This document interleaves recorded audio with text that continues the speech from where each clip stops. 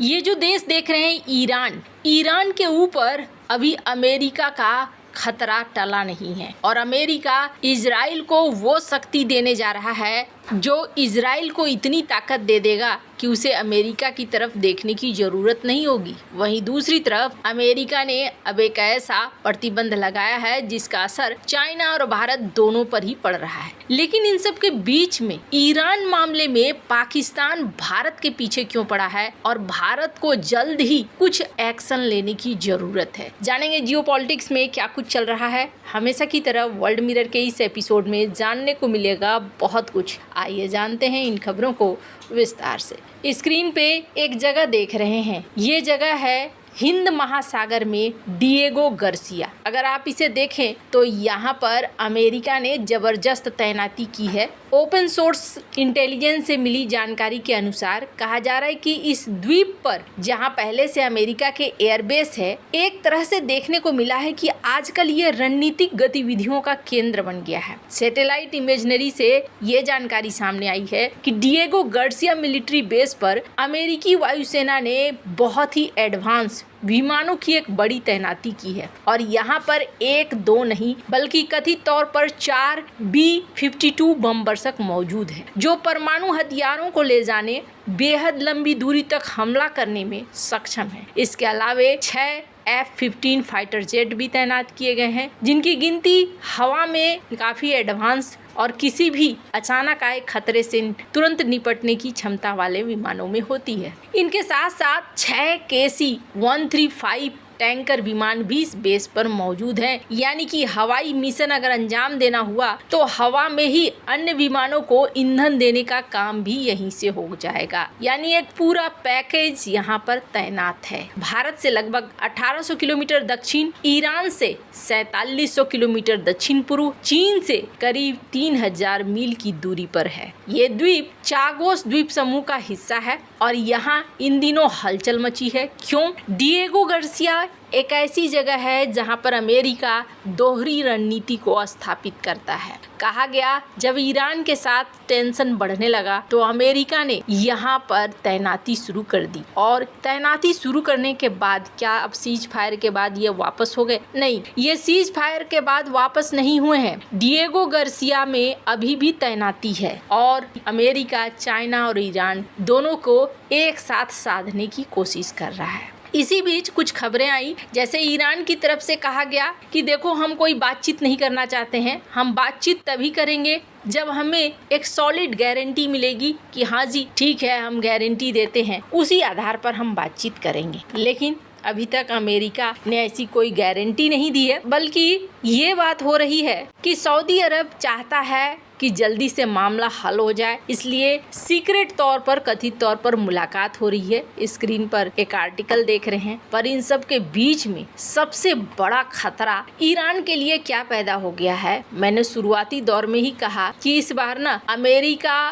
अपने ऊपर कोई दाग नहीं लेगा। जैसे क्या हुआ जब इजराइल और ईरान की लड़ाई चल रही थी, इसी बीच इजराइल ने अमेरिका से कुछ मांगा और अमेरिका देने को तैयार नहीं हुआ। अमेरिका को इजराइल की मदद करने के लिए खुद आना पड़ा और वो था बॉम्बर और बंकर बस्टर बम, जिसे लेकर उन्हें निकलना पड़ा और ईरान के ऊपर हमला करना पड़ा। बदले में ईरान ने क्या किया? बदले में ईरान ने भी कतर में अमेरिका के बेस पर हमला किया और कहीं ना कहीं ये अमेरिका के लिए थोड़ी बेइज्जती वाली बात है। सिर्फ हमला ही नहीं किया, जब सीज फायर हो गया तो खामनेई ने अपने ट्वीट में ये भी कह दिया कि हमने अमेरिका को एकदम जोरदार चांटा मारा है चेहरे पर। और ये इसका मतलब हो गया कि अमेरिका की जो इमेज है उस पर भी एक झटका पड़ा है। इसके अलावे अभी का सीन भी ऐसा है जिसमें लगता नहीं है कि शांति बहुत जल्दी स्थापित होने वाली है। यहाँ पर अगर ईरानी जनरल्स की भाषा सुने तो वो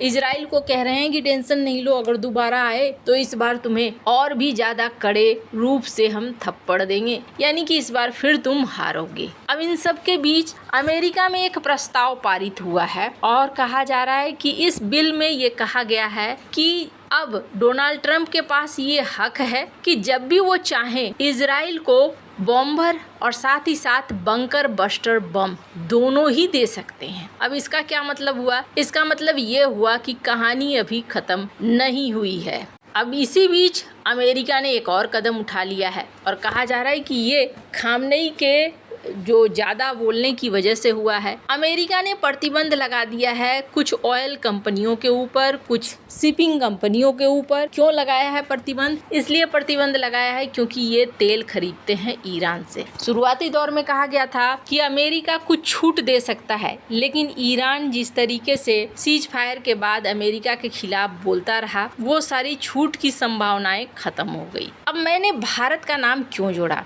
इजराइल ईरान की जो ये लड़ाई है, इस लड़ाई में ये देखने को मिला भारत ने न्यूट्रल रुख अपनाया, ना इसकी तरफ ना उसकी तरफ। भारत आज से नहीं, शुरू से यही रुख अपनाता रहा है। हम गुटनिरपेक्ष आंदोलन और गुटनिरपेक्ष सिद्धांत की तरफ चलते रहे हैं। रूस यूक्रेन में भी हमने किसी का पक्ष नहीं लिया और ये हमेशा से चलता आया है, कोई नई बात नहीं है। लेकिन वो शख्स जो कि अमेरिका पहुंच जाता है, डोनाल्ड ट्रंप के साथ लंच करता है, यानी कि जनरल मुनीर, और उसके बाद ये खबर फैलती है कि ईरान के खिलाफ पाकिस्तान अमेरिका की बड़ी मदद करने वाला है। कहा जा रहा है, स्क्रीन पर एक ट्वीट देख रहे हैं, डिसइन्फो लैब का ये ट्वीट है, जिसमें ये कहा जा रहा है कि भारत के खिलाफ इन्होंने खूब इंफॉर्मेशन वॉर चलाया और इस इंफॉर्मेशन वॉर में इन्होंने भारत के खिलाफ कई तरह के पोस्ट किए, फर्जी खबरें फैलानी शुरू कर दी। जैसे कि दावा किया गया कि भारत के एयर स्पेस का इस्तेमाल किया गया था। इसके अलावा ये भी दावा किया गया मोसाद और खुफिया एजेंसी रो एक साथ काम कर रहे थे। बहुत तरह की चीजें यहाँ पर देखने को मिला, जिसमें ये सीधे सीधे भारत का नाम उछाल रहे थे। क्यों उछाल रहे थे? तो उस समय जनरल मुनीर अमेरिका जाकर आए थे, ईरान के खिलाफ कहा गया, सपोर्ट भी किया गया पाकिस्तान के द्वारा अमेरिका और इजराइल को। दुनिया भर में ये सब सवाल ना उठने लगे, इसलिए इन्होंने इंफॉर्मेशन वॉर को छेड़ा। और सच मानिए, ऑपरेशन सिंदूर और अभी ये सब में एक चीज देखने को मिला है कि पाकिस्तान अपने ऑपरेशन वॉर में काफी हद तक सफल हो जाता है। बाद में भले ये कहा जाता है कि नहीं, ये गलत है, इस तरह की चीजें नहीं आनी चाहिए, और लोगों को जब तक पता चलता है तब तक बहुत देर हो जाती है। भारत को इस इंफॉर्मेशन वॉर से लड़ने के लिए आगे आना होगा, क्योंकि ईरान में भी भारत के रणनीतिक पॉइंट्स हैं, जैसे कि चाबहार पोर्ट, और ईरान पाकिस्तान का वो पड़ोसी है जहां पर भारत चाबहार पोर्ट से ग्वादर